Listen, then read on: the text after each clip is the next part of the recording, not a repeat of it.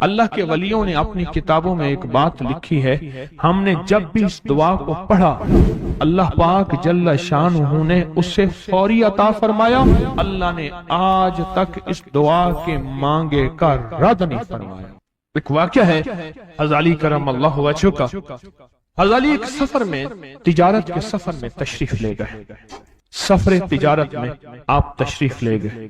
جب وہاں آپ تشریف لے گئے تو دیکھا ایک شخص ہے جھونپڑی، اس میں سے کرہانے کی آواز آ رہی ہے۔ آپ اندر تشریف لے گئے تو صاحب خانہ نے اندر سے آواز دی، جو بھی صاحب آ رہے ہیں اجازت سے آئیں۔ سمجھ گئے اندر مستورات ہیں۔ وہ صاحب باہر تشریف لے آئے تو پوچھا کیا ہوا، کرہانے کی آواز کیا ہے؟ کہا میری بیٹی ہے، جنگل میں لکڑیاں لینے گئی، اس کے اوپر ایک درخت گر گیا کاٹتے کاٹتے، اور اس کی وجہ سے اس کی کمر ٹوٹ گئی ہے، اب یہ بستر پہ پڑی ہے، اب یہ بیچاری تکلیفوں اور دکھوں میں۔ آپ نے فرمایا کوئی مسئلہ نہیں، میں ایک عمل کرتا ہوں، تو ایسا کر صرف اس کا کپڑا لے آ۔ آپ نے اس کے کپڑے کو سامنے رکھا، اس کو کہا اس کو پکڑ، اور اس کی طرف یوں انگلی کی، اور یہ دعا جو اب ہم پڑھنے لگے ہیں، بس یہ دعا پڑھی، اور صرف چند بار ہی پڑھتی اندر آوازیں خاموش ہو گئیں، چپ ہو گئی۔ آپ نے فرمایا پوچھو جا کے۔ آپ وہ بندہ اندر گیا تو واپس آیا، کہا بیٹی کو نیند آ گئی ہے، آج کئی ہفتے ہو گئے ہیں سو نہیں سکی، در سے کرہا رہی تھی، اس کو نیند آ گئی ہے۔ آپ فرمانے لگے میں سفر میں جا رہا ہوں، جب واپس آؤں گا نا پھر پوچھوں گا، اگر کوئی تکلیف ہوئی تو پھر دم کروں گا، پھر دعا کروں گا، اور انشاءاللہ ٹھیک ہو جائے گی۔ آپ چلے گئے، آگے تشریف لے گئے تو آپ کے ہم سفر تھے، ان کی سواریاں تھیں، ان میں سے ایک گھوڑا تھا جس گھوڑے کو ٹھوکر لگی، چوٹ لگی، اس کے اگلے پاؤں کی ہڈی گھٹنا باہر نکل گیا، وہ ایک طرف ہو کے بیٹھ گیا، اس کا گھوڑا چل نہیں سکتا تھا۔ اس نے آ کے حضرت علی کرم اللہ درخواست کی کہ آقا اس کے لیے کچھ فرما دیں۔ فرمایا میں اس کے لیے دعا کرتا ہوں، یہ ٹھیک ہو جائے گا، اور آپ نے دعا پڑھنا شروع کر دی، اور فرمایا یہ اس کے ہاتھ پہ، اس کی ٹانگ پہ آپ نے ہاتھ پھیر دیا، جو معذور تھی ٹوٹی ہوئی نکلیا ہوا گھٹنا تھا، فرمایا ٹھیک ہو گیا۔ اور قافلے والوں نے دیکھا وہ گھوڑا سب سے آگے تھا، سب سے سبک رفتار تھا، اور سب سے لاجواب تھا۔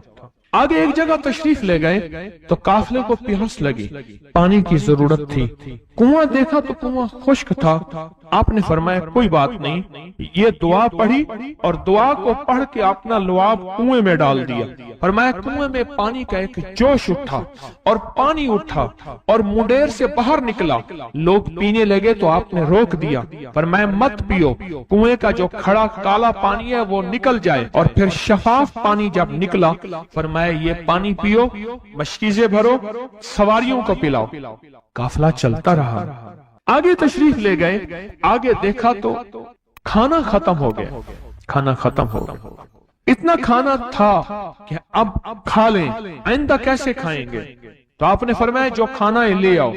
آپ نے کھانے کو رکھا، اوپر کپڑا ڈال دیا، اور یہ دعا پڑھنی شروع کر دی جو ابھی ہم بیٹھ کے پڑھیں گے، خوش قسمت ہیں۔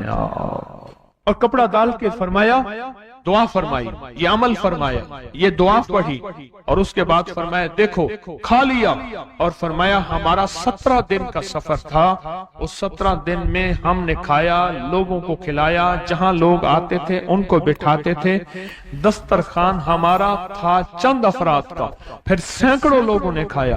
17 دن کے سفر میں تھوڑی سی کمی بھی نہ ہوئی، جب گھر لوٹے تو وہی کا وہی ہمارا خزانہ، کھانا وہی سارا توشہ موجود تھا۔ آگے تشریف لے گئے تو ایک تجارت میں ایک دیکھا تو ایک بندہ ہے ٹھیکریوں پہ ٹھیکریاں مار رہا ہے، آپ اس کی طرف تشریف لے گئے، آپ نے اس کو جا کے دیکھا، لگتا ہے کہ تو پرانا جواری ہے۔ اس نے کہا جوا کھیلتا تھا، سب کچھ ہار بیٹھا ہوں، ہر چیز زندگی ختم ہو گئی ہے۔ آپ نے فرمایا اچھا ایسا کر، ऐसा कर, तौबा की नियत कर ले, अल्लाह से तौबा कर ले, और फिर मैं तेरे लिए दुआ भी करता हूँ, अमल भी करता हूँ। तो ऐसा कर, पत्थर पे पत्थर मार, तेरा हर पत्थर सोने का बनता जाएगा। आप बैठ गए, उसने वैसे ही पत्थर पे पत्थर मारा, और जैसे बेचारा बेबसी की हालत में पहले मार रहा था, आपने दुआ करनी शुरू कर दी, ये दुआ पढ़नी शुरू कर दी, और दुआ पढ़ते पढ़ते देखा तो लोगों ने पत्थरों की शक्लें बदलना शुरू हो गई, और जो पत्थर भी उसके हाथ में आया था वो सारे पत्थर सोने के बन गए। आपने सारा सोना उसको दिया, चल पड़े। सफर में आगे जाते जाते देखा कि एक शख्स है, उसके साथ एक बच्चा है, एक बूढ़ी औरत है, एक बूढ़ा गधा है, और वो सारे पैदल चल रहे हैं, गधे को सवारी को साथ लिए हुए। तो आपने पूछा क्या हुआ? उनने कहा एक सांप है जो इस गधे के पे मुसल्लत है, वो सामने बैठा है, वो नीचे नहीं उतर रहा। हमने मारने की कोशिश की है, उसकी फुंकार से असा जल जाता है, और जला हुआ असा दिखाया, डंडा जला हुआ दिखाया कि फुंकार से डंडा जल जाता है। वो मुसल्लत है गधे पे, हम पैदल चल रहे हैं, मंजिल पे है, सांप मुसल्लत है, इसका कोई हल नहीं। आपने फरमाया इस गधे को इस झाड़ी से, इस दरख्त से बांध दो, और बांध के आप किबला रुख हुए और ये दुआ पढ़नी शुरू कर दी, और फरमाया फिर दूसरे रुख हुए और ये दुआ पढ़नी शुरू कर दी, और तीसरे रुख हुए, और दुआ पढ़ने के बाद आपने उस सांप पे फूंक मारा, सांप चूंटी बन के छलांग लगाई और गायब हो गया। तो उन्होंने पूछा आका ये क्या था? फरमाया ये तुम्हारे ऊपर एक दुश्मन जिन मुसल्लत था जो के तुम्हारी जानों और इज्जतों का लुटेरा था। आखिरकार आपके गुलाम ने आपसे पूछा आका अगर आप ये दुआ हमें सिखा दें, चश्मे फैज से गरेक इशारा हो जाए, चश्मे फैज से गरेक इशारा हो जाए, लुत्फ हो आपका और काम हमारा हो जाए। आए बिस्मिल्लाह करके इस दुआ को पहले सुनते हैं। या वहाब हबली मिन नेमत दुनिया वल आखिरह इन्नका अंतल वहाब। अल्लाह के वलियों ने अपनी किताबों में एक बात लिखी है, हमने जब भी इस दुआ को पढ़ा अल्लाह पाक जल्ल शानुहु ने उससे फौरी अता फरमाया, वरना उसकी निस्बत अता फरमाई, और वरना चंद लम्हों में अता फरमाया, वरना चंद दिनों में। अल्लाह ने आज तक इस दुआ के मांगे का रद्द नहीं फरमाया। रेस की वुसअत के लिए जो मैं बताता हूं कि बंदा है 129 दिन और 129 दफा सूरत कौसर पढ़ और फिर आंखों से रब की ताकत के जलवे देख। 129 दिन और 129 बार। आप बताएं जो ये पढ़ते हैं 129 बार सूरत कौसर कितना वक्त लगता है? सही सही बताएं, अगर नहीं पढ़ते ना बताना। 10 मिनट की आवाज भी है, 7-8 मिनट की आवाज भी है, 15 मिनट की आवाज भी है। हम 15 मिनट ले लेते हैं, 15 मिनट ले लेते। क्या रोजाना के 15 मिनट हमारे लिए मुश्किल है? 129 बार सूरत कौसर, और अगर जगह और वक्त एक हो तो फिर उसकी ताकत और तासीर हैरत अंगेज तौर पे दुगनी हो जाती है। जमान और मकान, वही वक्त वही जगह। मजबूरन अगर नहीं है तो कोई हर्ज नहीं, पर यकीन, दिल की गहराइयां, अंदर का दर्द और पूरे खुशू खुजू, ध्यान, तलब, तड़प और जज्बे के साथ पढ़ 129 बार। असल में ये 129 का जो अदद है ना, लफ्ज लतीफ का अदद है। या लतीफ हो ना, लतीफ। 129 बार और 129 दिन। फिर कुदरत के खजाने और रब की रहमत के खजाने, उसकी अता और शफकत के खजाने, उसकी मेहरबानी के खजाने। एक और चीज बताऊं, एक और चीज बताऊं, दीदार मुस्तफा के लिए, कमली वाले के दीदार के लिए सूरत कौसर बहुत बाकमाल है। अब इसके फायदे सुनते जाएं, 129 दफा के फायदे जरा सुनते जाएं, क्योंकि मेरे आका की तसल्लियों के लिए, दिलजोइयों के लिए ये आयत, ये सूरत उतरी थी। कुरान की सबसे छोटी सूरत है। दिलजोइयों के लिए ताने दे दे के जालिमों ने मेरे आका के सीने को छलनी किया, और अल्लाह पाक जल्ल शानहू ने फरमाया मेरे हबीब क्यों गमज़दा है, हमने आपको कौसर दे दिए। और मेरे हबीब ये जो ताने देने वाले हैं, आप पे जादू करने वाले हैं, आप पे नजर बद के हमले करने वाले हैं और आपके साथ हसद करने वाले हैं, ये इन शान आका अबतर, ये तो ऐसे अबतर होंगे, इनकी जिंदगी अबतर होगी, अबतर से अबतर और अबतर होगी। کہ بس زمانہ دیکھے گا وہ شماتت الاعداء، اور ان کے دشمن ان پہ ہنسیں گے، ایسے ابتر ہوں گے۔ 129 بار سورۃ کوثر دیدار مصطفیٰ کے لیے، 129 بار سورۃ کوثر جادو کے آخری توڑ کے لیے، 129 بار سورۃ کوثر جادو کو خود پلٹانے کے لیے، پلٹ جاتا ہے۔ 129 بار سورۃ کوثر آفات اور بلیات کو دور کرنے کے لیے، 129 بار سورۃ کوثر انزائٹی، ٹینشن، ڈپریشن اور اسٹریس کے لیے، اور 129 بار سورۃ کوثر پرسکون نیند کے لیے، 129 بار سورۃ کوثر پرسکون زندگی کے لیے، اور 129 بار سورۃ کوثر پھر دنیا حسنہ کے لیے۔ وہ طاقتور چیز ہے جو 7 نسلوں کو کھلاتی بھی ہے، پلاتی بھی ہے، سکون کی نیند سلاتی بھی ہے، اچھا لباس پہناتی بھی ہے، عزتوں کے تاج سر پہ رکھواتی بھی ہے۔ نوری لقمہ اپنی زندگی کی ضرورت بنا لے، پھر کیا ہوگا؟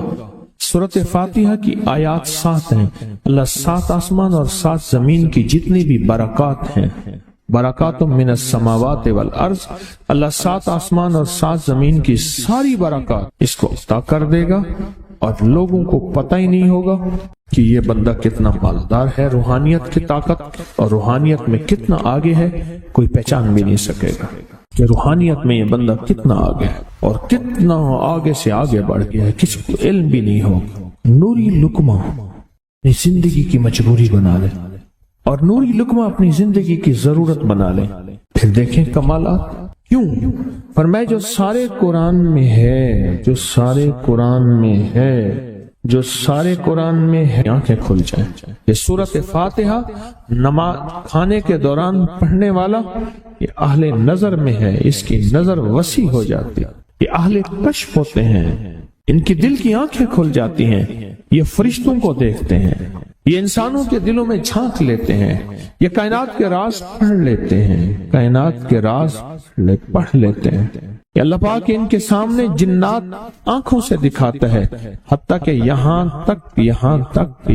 تک کہ اللہ قبر کے راز بھی ان کے اوپر کھول دیتے ہیں۔ نوری لقمے کا اثر یہ ہے، دل کی آنکھیں کھل جاتی ہیں، دل کی آنکھیں کھل جاتی ہیں، دل کی آنکھیں کھل جاتی ہیں۔ یہ نور لقمے کی تاثیر ہے۔ چہرے کی آنکھیں تو سب کے پاس ہیں، دل کی آنکھیں سب کے پاس نہیں، دل کی آنکھیں سب کے پاس نہیں، چہرے کی آنکھیں سب کے پاس ہیں، دل کی آنکھیں سب کے پاس نہیں۔ نوری لقمے کی یہ تاثیر ہے کہ دل کی آنکھیں کھل جاتی ہیں، اور دل کی دنیا آباد، اور دل کی دنیا شاد، اور دل کا وہ بندہ بامراد بن جاتا ہے جو نوری لقمے اپنی زندگی میں شامل کرتا ہے۔ اور نوری لقمے سورۃ فاتحہ، اور کتنی بار؟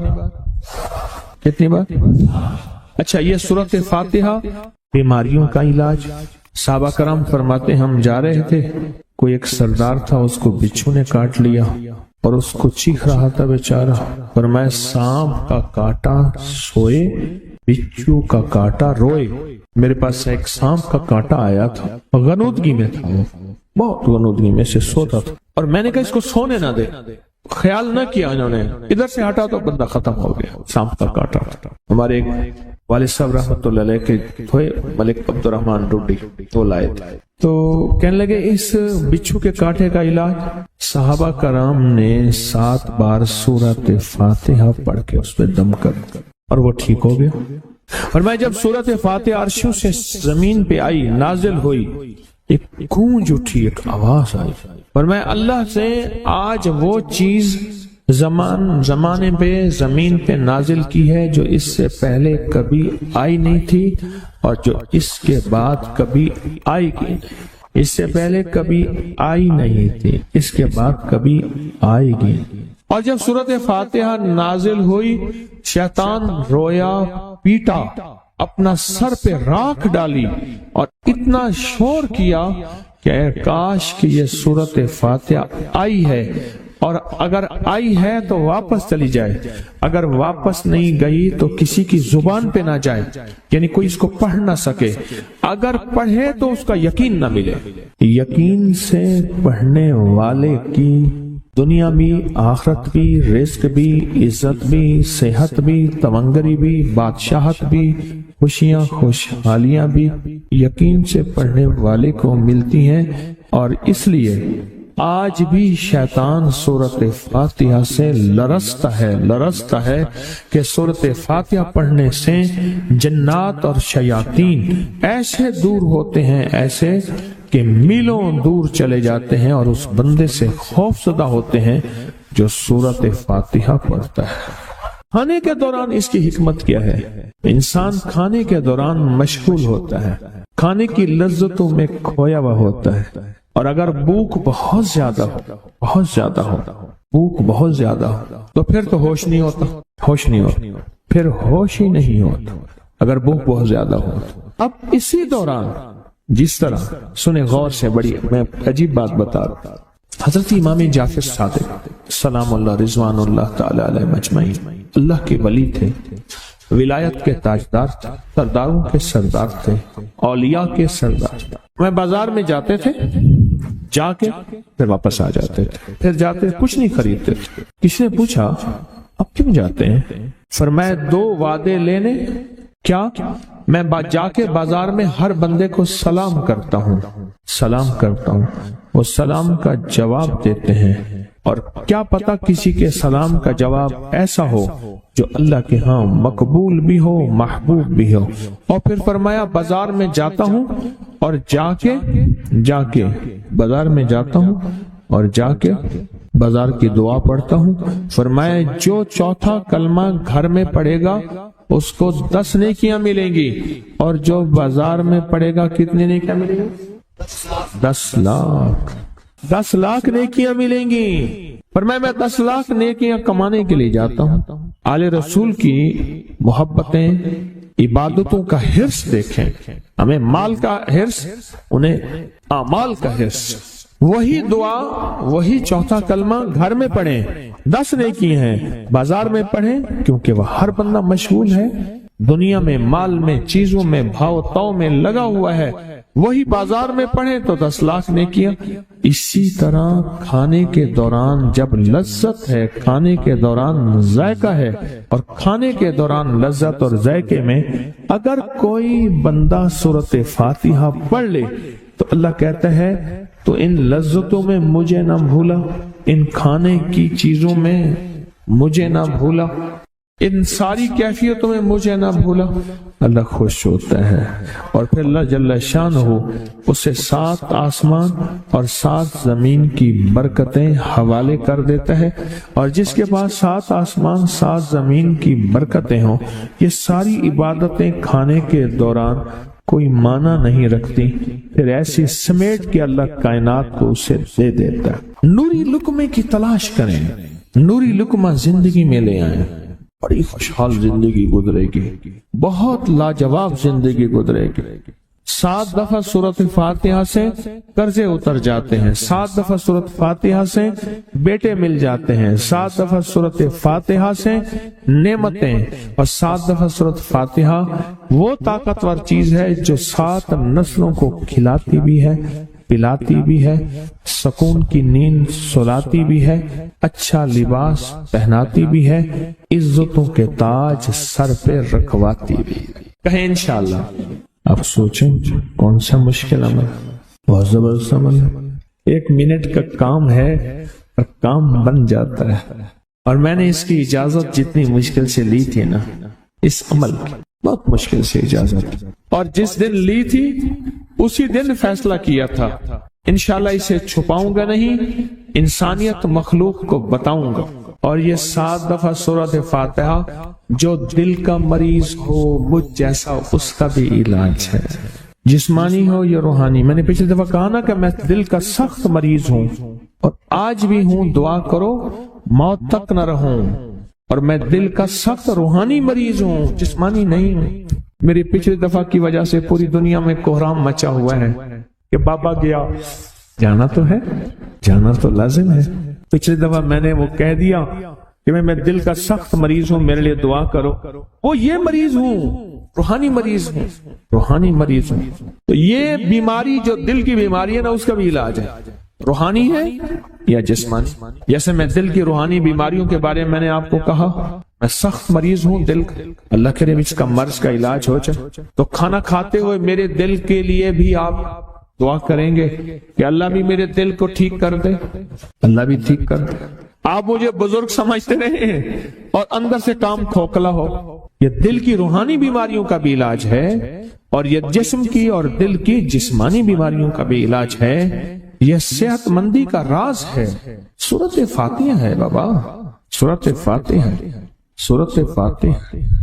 جو بندہ سورۃ فاتحہ پڑھتا ہے ایک بار، اللہ جل شانہ ان 7 آیات کی تاثیر اور طاقت اسے عطا فرماتے ہیں، اور 7 سمندروں میں جو غذا، رزق، طاقت اور قوت اللہ نے رکھی ہے اس کا حصہ اس بندے کو دیتے ہیں جو صرف ایک بار سورۃ فاتحہ پڑھتا ہے۔